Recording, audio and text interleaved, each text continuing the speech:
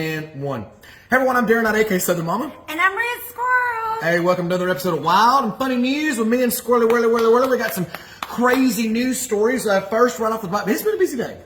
It's been a busy day. It's hump Busy day. day. It's hump day. It's Wednesday, February the 7th. Is that right? Yes. All right, look at me on top of my shit. And yeah, it's been busy. I got up this morning, had to run the dogs to the groomer. Mm-hmm. And then went to the morning show.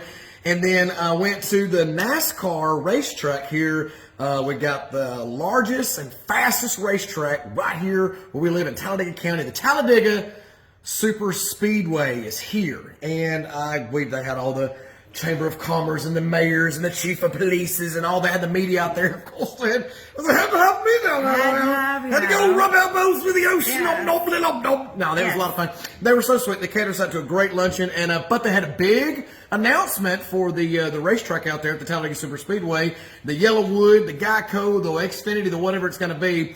And it was pretty impressive. They have changed the logo there, the racetrack, for those of you that want to know. And I actually got we all got a t-shirt, and I'm about to show you the big reveal. Now, if you remember, I had the Talladega, and they had the two L's that came down and went out, made like little lanes, and they had like the blue and the red and all that. It was kind of, there was a lot going on there, but it was a nice logo. I liked our logo, but we've changed it to, this is the new Talladega Super Speedway logo. Now, when I first seen it, I was like, a little plain, but then I really got to liking it. I love oval. Yeah, I like round logos, right? And so this is the track. That's what it looks like. And then their media, their videos on this with this new logo is pretty cool because these are all fire letters. And then of course they got the black and the gray. There's the ironwork that they have in their promo video. It's pretty badass, and it's got like the metal print and then the fire letters. So it's pretty neat. Anyway, that's the new logo for those that care, and it's pretty impressive and pretty exciting. They got the little, and of course they have little badge logos. These will be on shirts. These will be on all kinds of stuff. And there's one of them right there. They actually made it into a cookie. It's got the state of Alabama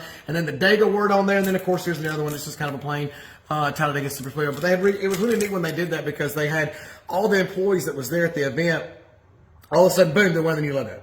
They had all the Talladega logos, and then they had all the new logos on. And so I got to looking at it, and I noticed like a couple of them were taking off their shirt. They had actually the shirts on under it. The podium that they were talking about, they slid it out, and they had two race car drivers there that were revealed the actual one of the new pace cars, one white, one black, and had the logo on the car. And at the same time that was happening, a curtain dropped. And it had the new logo on it. So they lit up the TVs and all that. It's pretty neat to see, yeah. And but it was wild how much money they spent on that. You think about like when they change a logo like that, the money.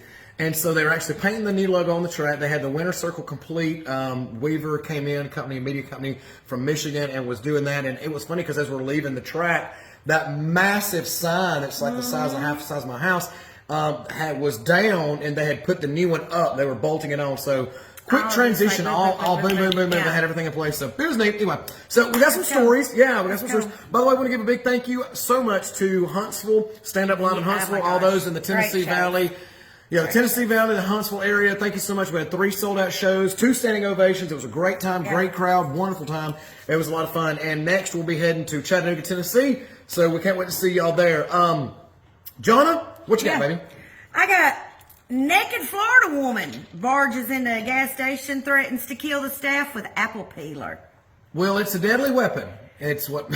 I mean, I'm just saying. An apple a day keeps the doctor away, but a peeler... An apple peeler. Will make you run away. I'll catch you, man, with my apple peeler.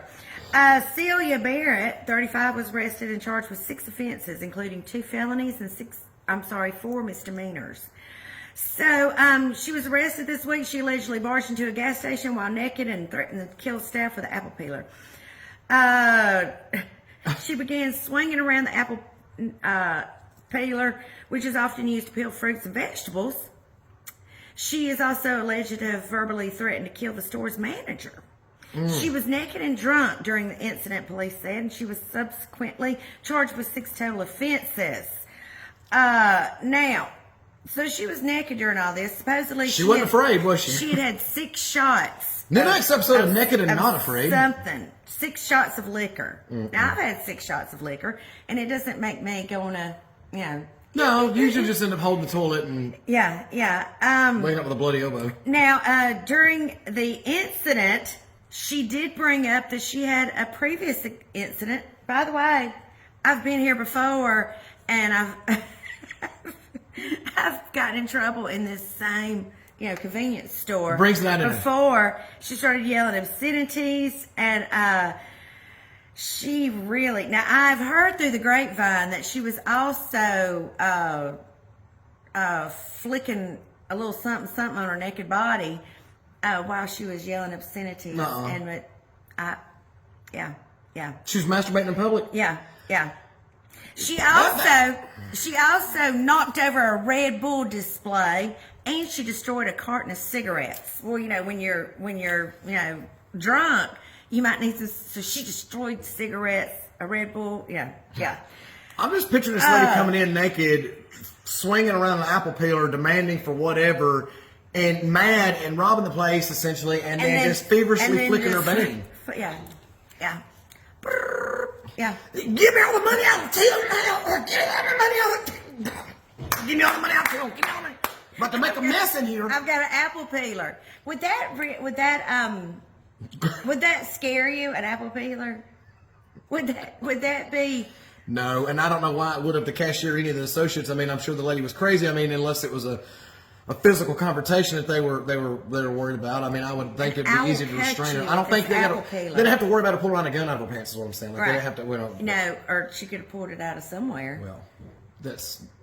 Yeah. Anyway, but very interesting. She is still in custody. I mean, how do you do that? And, what goes across your mind? Was it just alcohol? Or it didn't say anything about any other? It just says she had 6 shots of liquor. Wow. And tequila does make your clothes fall off. Well, it must have been a bourbon because I found out that I cannot drink double-barreled bourbon ever. I mean, that Woodruff Reserve will stay inside your body. It doesn't leave. It just gets in there. Is that the same bottle? That is not the same bottle. We have a bottle of Woodford Reserve. And it was so conveniently up there as I was trying to remember. Holding the camera right now, and there's about that much left, so that's not the same bottle. No. That's been worked on by somebody else. We had some of that at game night. Once I learned that if I do drink it, I need to be at home and I can only have like 2 shots of it. Right. That's it. No more. No more, honey bunny. All right, well, we're going to switch gears here. We're going to go from apple peeler, cutter, wielding, naked, feverishly masturbating robbers to this story is pretty crazy. Now, this story is being reported on Fox News. It's national news now. This particular link coming off of Yahoo News. Happening right here in our state of Alabama. Families of Alabama inmates allege organs were removed without consent as expert a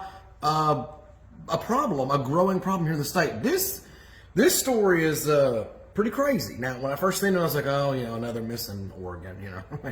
It happens. You know what I mean? Yeah, You got crematories all over the country that they just end up dumping bodies and giving somebody like a little canister of ashes, or you got problems with over in Mississippi. Apparently, they just throw them in shallow graves and let buzzards eat them. Yeah. Well, in Alabama, I think we got us a killing inmate problem here for organs. I've read into this. This is a long article, and I'm not going to read it all. I've read the whole thing. I did read it all, but I'm just going to hit the cliff notes here as we do on this show. But it is important that I do kind of read some of this.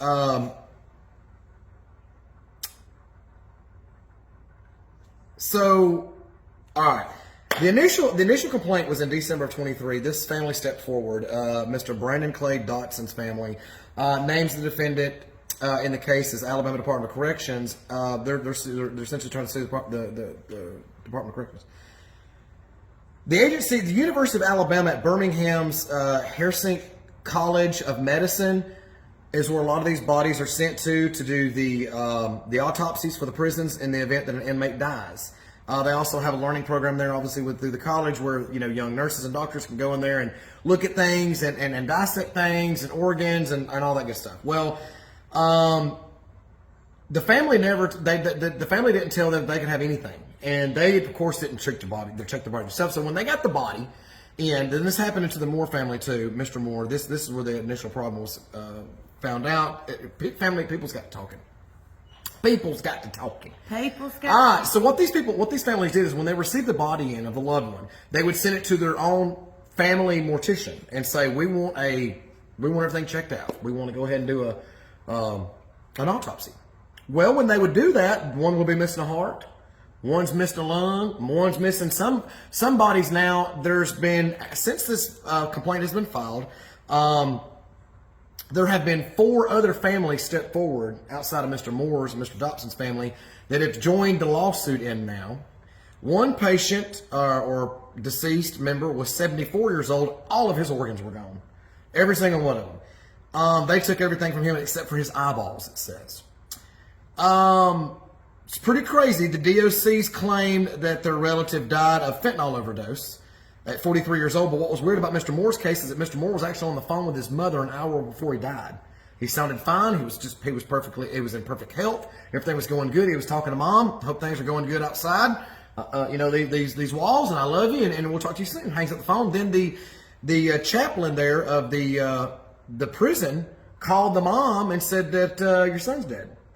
And she's like, there's got to be a mistake. I just got a phone with. She said, nope, he died of a fentanyl overdose. How do you get fentanyl in? Well, they do have multiple prisons and facilities alike have problems with the drugs coming in, and that's not too far-fetched to believe, but apparently that problem is escalated there in Limestone Correctional Facility, where several of these bodies have come from, and now prisons all over the state, these bodies are coming up, available to the pathology labs and the colleges, and it's I don't know what's going on here, but it's a lot. All right, so people die in prison, right, all the time. Some have longer sentences, some shorter, and just like in prison, you have problems in there, just like you would out here in the real world. Now, in 2015, over a 9-month period, the state of Alabama only lost 7 inmates. There were 7 fatalities inside of the prisons there for a 9-month period in 2015. Only 7 people died. And that number fluctuates throughout the year. However, in 2023, last year, 325 inmates died. That's a lot. That's a lot of people. And there are a lot of pissed off families. And people are losing their shit because when these corpses come in from the prison, they don't have any organs inside of them. So what's happening more than likely is that's a lot of organs for training future doctors. Mm-hmm. All right. These organs are being sold. I don't know if they're going to other. I was about to ask. I don't know if they're going to other universities. I don't know if they're going to the black market, but they're going some damn where. Somebody's making a shit ton of money with these organs, and there is a massive lawsuit now taking place. It makes me nervous. I haven't heard anything about this. Good-looking kid. No one has. It just kind of broke. Is this one of these things? That's Mr. Dotson there, found 43. He was the one that was found dead in his cell. His family did not receive his body for another 5 days and was unable to hold an open casket funeral due to severe decomposition. So in other words, they've got so many bodies coming in now to where they send these bodies from prison that they can't get to them fast enough to get what they want out of them. So they're sending decomposed bodies to their families. Oh, sorry. Then they asked for his organs. It was another 70 days. I think it was another week before they got some of his organs back. They don't know if it's his organs or not. So they give him a bag, a red biohazard bag, said, here's his organs. So his brother and sister, since they've had all these problems with all this shit, they actually went and got his organs. Brought them to another morgue, and they're having DNA tests run through pathology to see if that is indeed their brother's inside remains. Now, this becomes a problem for several reasons. First of all, there's a lot of religions out there that do not believe in harvesting such. They believe you should leave the earth with the same thing you come in, which I think that means spiritually. I don't think that has anything to do with the shell that you use to walk around here in. And quite frankly, I don't care what we do with them. In fact, if it was left up to me, I would say that no matter whether you like it or not, if you die in the continental United States, we're taking your organs. Little Timmy's not going to sit on life support at UAB any longer waiting on a liver. We're going to take it from your son that died in a car accident. It's happening. We don't care what you think about it. If you don't like that, move to Guatemala. And by the way, all the organs would be free. That would take away the crime. That would take away whatever's happening here and other places from people killing one another simply to harvest organs. All organs are free. That's just me. I know a lot of people wouldn't agree with that, and I'm sorry, but that's just Darren's thoughts. It's not Darren's world. So anyway, that's what's happening. And now another Mr. Moore's body, they took his heart. All right, so the family wants the heart back. It's been 70 days and still no heart. Because it's gone. It's gone. It's been gone. I mean, this has been happening. This has been happening as long as Is people this want to just admit. in Alabama? This is happening in Alabama. This is just out prison system in Alabama so far. There hasn't been any other investigations. It's let it right. Well, the thing about it is, most people when they get their loved one in from prison, they've already taken care of the body. They've already done whatever they're going. So I mean, most people don't think to let's run an autopsy. But I mean, some do. And apparently hadn't been a problem to here recently. And they're finding there is all types of organs. And like I said, in some cases, all of the organs are gone. And I don't know if you know this or not, but organs are extraordinarily expensive. Somebody's getting the money. It ain't the families. Right. So this is really, really interesting. I mean, and like I said, I don't know. In the early 90s, the Philadelphia Medical Examiner's Office was sued for removing brains from one of the 24 deceased people and sending them to the University of Pennsylvania Medical School without the family's consent. Thousands of families in the United Kingdom also sued their country's National Health Service for retaining their loved ones' tissues and organs in 2009. So this is according to the National Library of Medicine. This has happened before, but it's been very rare. But this is absolutely crazy. Again, I'm going to say that. I'm going to read this one more time to you. In 2023, a record 325 prisoners died in the state facilities, according to the Alabama Political Reporter, up from just 7 people in a 9-month period back in 2015. So I'm sure that was probably for the sake of news and media, I'm sure that was probably a very small death rate time period. I'm sure that could probably escalate as high as maybe 20, 40. I don't know. But 325 is absolute biblical. I mean, and it says here, even states breaking records. That something's going on here. That ain't just fentanyl and COVID right there, buddy. That story blew me out of the water, and it was weird because we broke it on the radio this morning, and as I'm going over it, I'm like, it's a massive article. I mean, this thing goes on and on and on and on. Read it. Yeah, go read that. Go check that out. And if you got any loved ones in Alabama prisons, you may want to give them a damn call and check on them. Apparently, that don't help either, but hopefully it'll shine some light on it. That's crazy to me. Anyway, I know that's not a very funny story, but pretty damn wild. I wouldn't want to get incarcerated here in Alabama. And informative. Very informative. I think We're trying to inform. We're trying to inform you. So if you've had an incarcerated loved one come home in a box here recently, you may want to send them down to your city morgue and have a little autopsy done on them. You could end up richer than what you think. I'm Darren Knight, aka Southern Mama. And